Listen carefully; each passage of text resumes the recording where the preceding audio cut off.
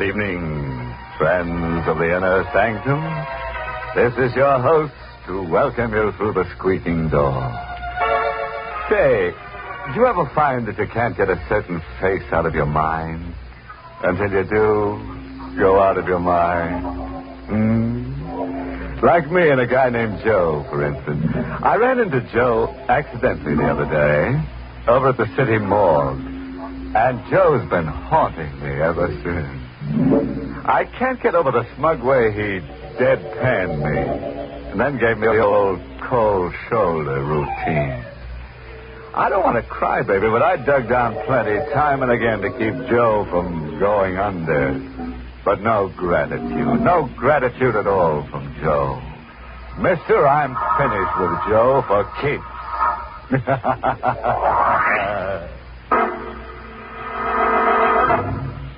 Tonight's Inner Sanctum Mystery, Murder Takes a Honeymoon, was written by John Robert and stars Everett Sloane in the role of George, with Ann Shepard as Mary.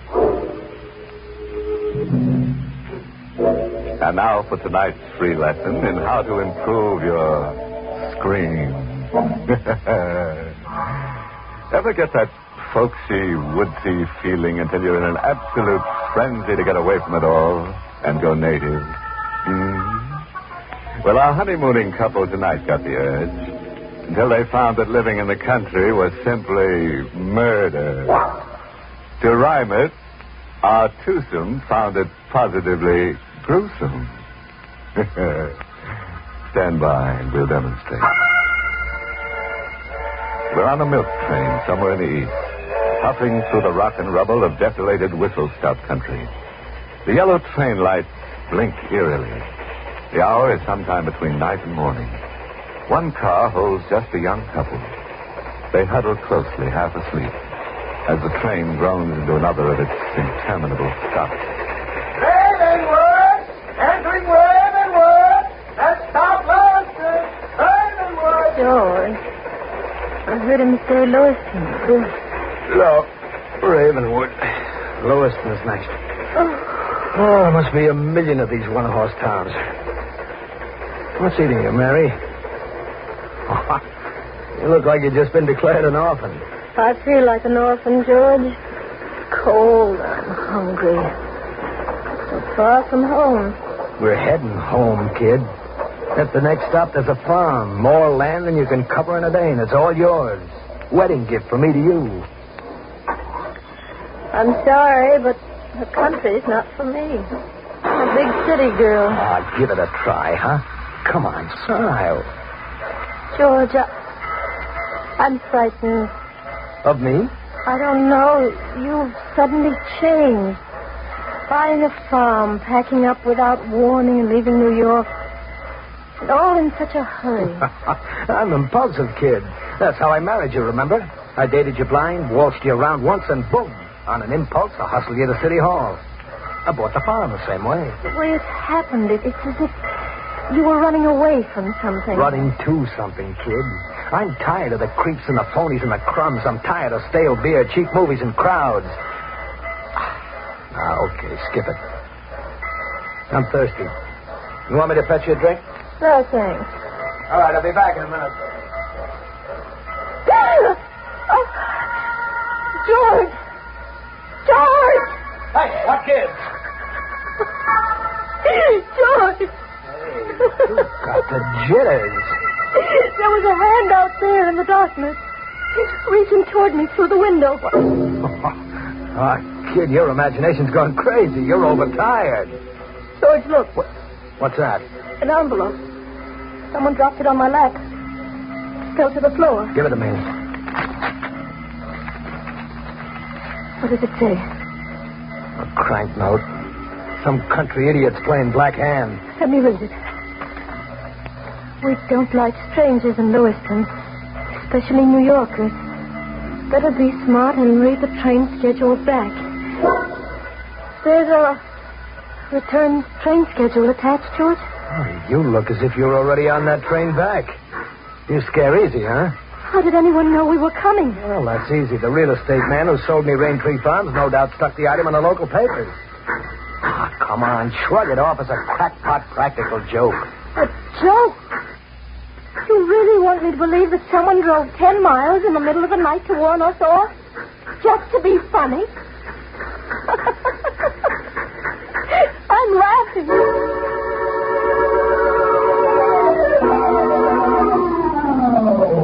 Lewiston! Lewiston! Come on, Mary. Grab that other suitcase. Come on, step on it, kid. Watch your step. All right, easy does it. There we are. It's so deserted, George. Yeah, everybody's asleep. Well, what'll we do?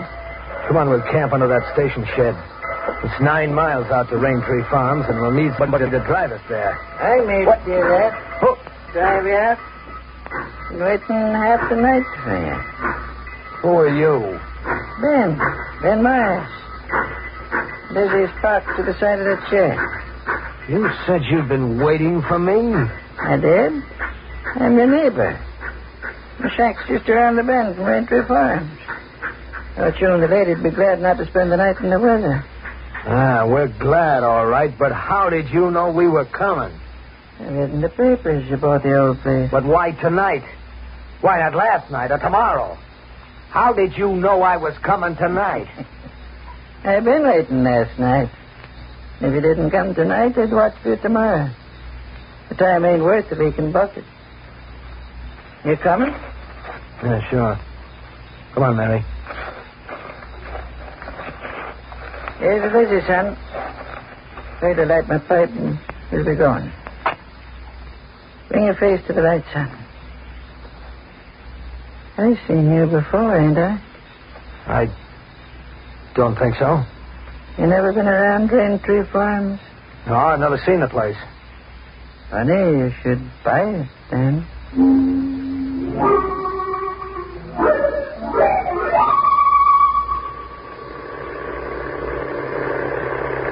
Nobody's tried living in Raintree Farm now for 2 years. Why?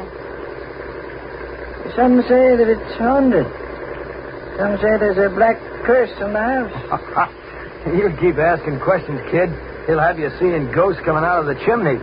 Not ghosts, son, but corpses. Corpse. The last couple that tried living in Raintree Corners lay dead in the parlor floor. I seen them with my own eyes. Dead. Nobody ever found out what killed them.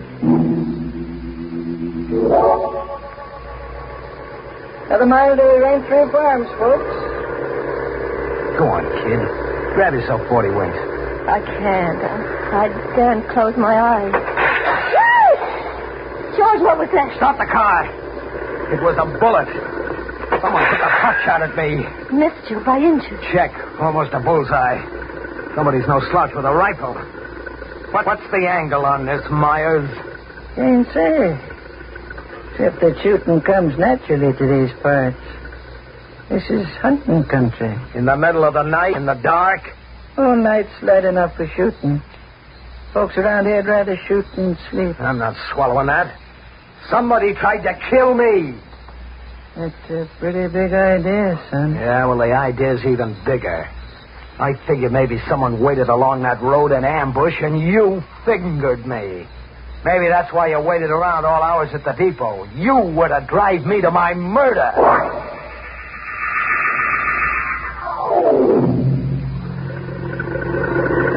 There we are, folks.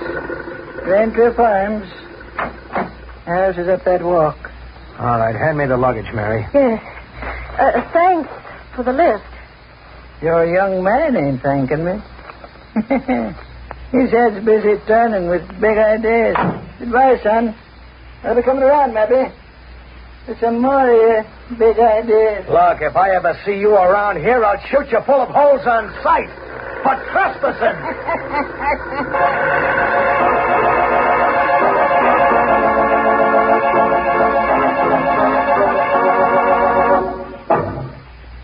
George, Yeah? about that shot on the road coming here, why would anyone want to murder you? You're a stranger. To keep me away from Raintree Farms, I guess. But why, if you own it? Why is a big letter, kid. George, you're concealing something. Who are you? George Stretch, your husband. A stranger to me until 10 days ago. Who are you, really? Oh, look, kid, you're letting some local crackpot give you the willies. Mary, a guy said something about for better or for worse just before I slipped a ring on your finger. Was it all a lot of idle talk? No, George. I meant it deep down. I'm sorry. That's more like it. What do you say we forget the spook stuff and hit the sack, huh? Coming? Mm-hmm. Boy, this joint sure needs a loving touch. And a coat of paint. Well, now to find the key. Wrong key. The real estate office mailed me 5 different keys. George. Now what? Somebody's inside. I see him moving left. Yeah. And footsteps coming to the door. What are you after, mister? Well, I was trying to get in. What's the shotgun for? Protection? You need it, yeah. I've seen you somewhere before, haven't I? No, you haven't. I've never been somewhere. Who are you? I'm George Stretch. This is my wife. We're the new owners. Who are you? Parker. Willis Parker. I mean, what are you doing here? Squatting? You broke in. No. I moved in. Just like that? Uh-huh. Abandoned place. Loaded down with county tax warrants. I bought a tax warrant and I'm in. I don't get it. Squatter's right. Go see a lawyer. You mean you won't get out? That's right. On what ground? Look, fella. Right now I've got possession of the premises. That's a big chunk of the law around here. And I'm not going to stand out here in the dark arguing it out with you. Now beat it, fella. And take your valises and the dame. You're trespassing. Now, this is a trick to turn me back. Throw arguing with you. Start moving. The next one goes right in your breadbasket, fella. And keep going. Harry, Yes, George. head for the deep shadows and then drop to your knees and flatten out quick. I'm sick and tired of being shot at. George, put that gun away. Down, I said. I'm not heading back with my tail between my legs. Bullseye for me. Who was it that said this was a shooting country?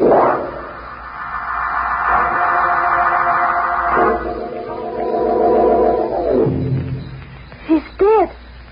Oh, gee, I just meant to nick him. You killed him in cold blood. In self-defense, he was planning to tail us down the road and blow us to kingdom come. George, you're making that up. Just as an afterthought. Am I, kid?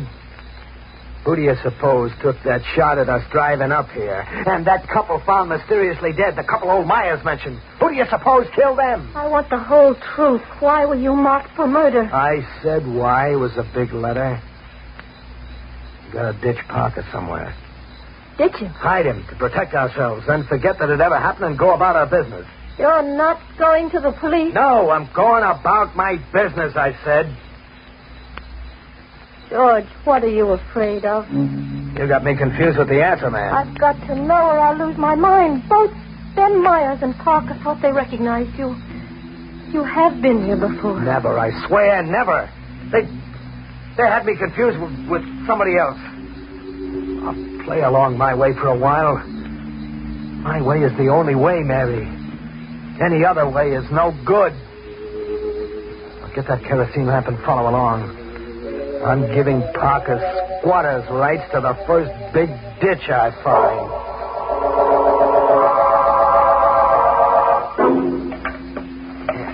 Here, stay put now.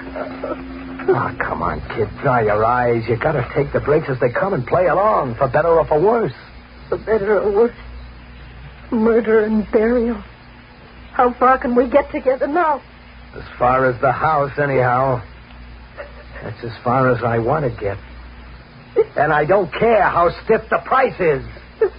You get it, Mary? I don't care.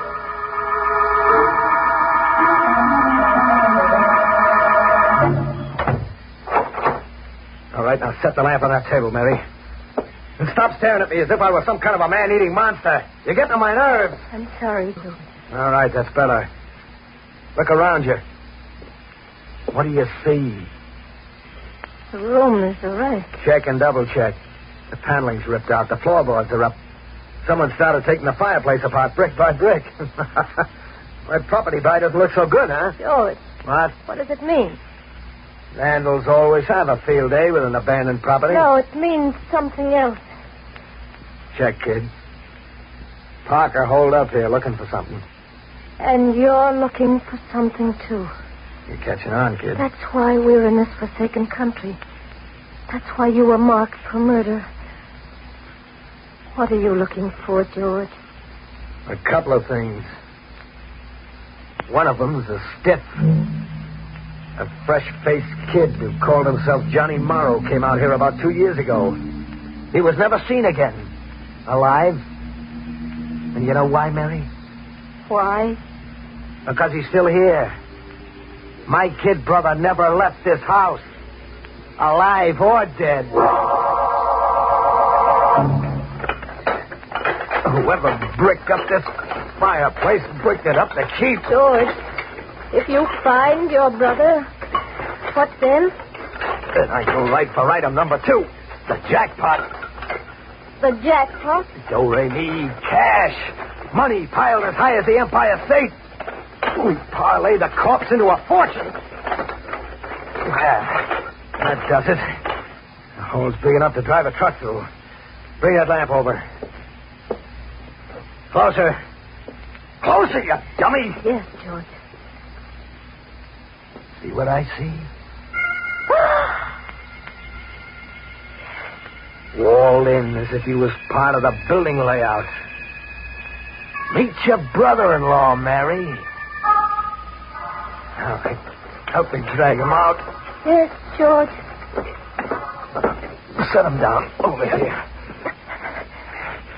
When he was a kid, he always came running to me when he got into a jam. There was a year's difference, but we were lookalikes. That's why the old man and Parker thought they'd seen you before. Check. They'd seen Johnny. Who killed your brother? His partner, a hoodlum named Wiley. Johnny and Wiley had pulled a payroll stick-up, a $50,000 job. Wiley tried to double-cross Johnny. Johnny holed up here with the payroll money. Wiley trailed Johnny out here, tortured him for weeks, and then killed him. Why? Why did Wiley torture Johnny? To find out where Johnny had stashed the money. But Johnny never told him. Johnny knew his goose was cooked anyway. How did you find out these things? Johnny smuggled a letter out addressed to me through old Ben Myers. The letter said nothing, but said a lot. Small talk, everyday brother stuff. Wrapped around 2 key words. The words were, search me. As kids, we used to play treasure hunt with maps we made up and sewed in the lining of our clothes. $1 gets you 1,000 that Johnny has a map sewn in his clothes. Now you don't have to ask why anymore, kid. But what? Who was Parker, the man we found here? A crook who hung around with Wiley. And all the time that's elapsed, why didn't you come here sooner? I was busy looking for Wiley for 2 years, across the country and back again, in South America, Mexico.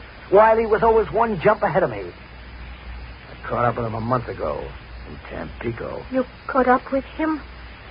Well, what did you do? I gave him a dose of what he gave Johnny. And then I killed him.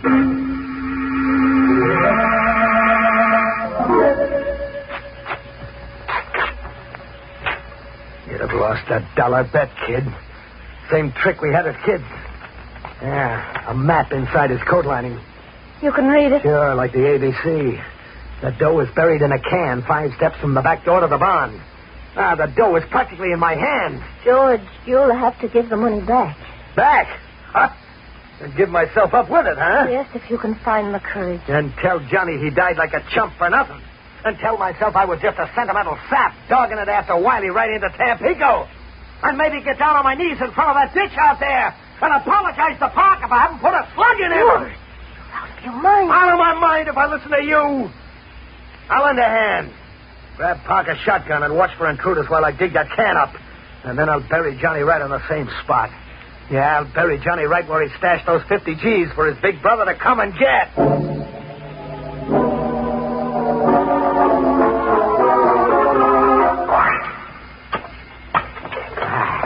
That clink is the jackpot. Like music, eh, Mary? Listen to it. Now, look. You see the money, Mary?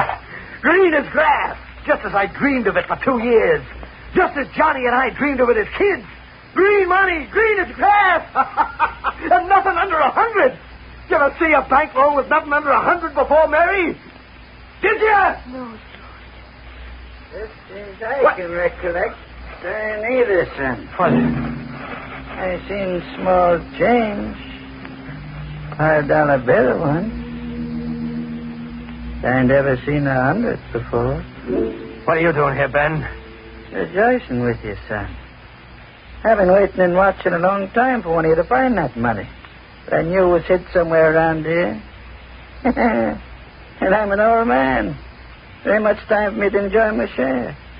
How much is your share? I was calculating on a quarter, maybe. But I saw you put Parker away. Right now I'm calculating on, say, half. And what are you calculating on doing with half? I don't know, for sure. Treat myself to something good. Maybe buy myself some more land. What do you say, son? You made yourself a deal, Pop. I'm going to give you all the land you need. You're aiming to kill me. George, no. I got to, Mary. I'm not killing you, old man. When you came visiting just now, you committed suicide. Get up against that tree and turn around. Maybe if I go back to calculating the quarter? I said you committed suicide. I'll bury you with a $100 bill in your hand so you can treat yourself to something good where you're going. Ready? I said you was a winner, son. Guess I'm a loser. So long, sucker. Oh.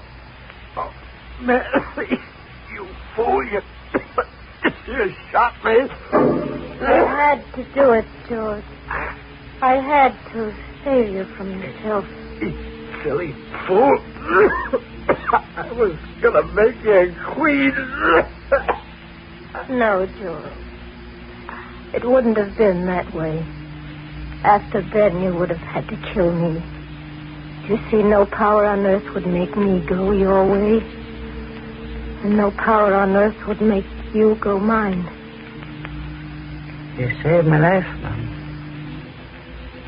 How can an old idiot ever thank you? By going to the police. My husband has a confession to make.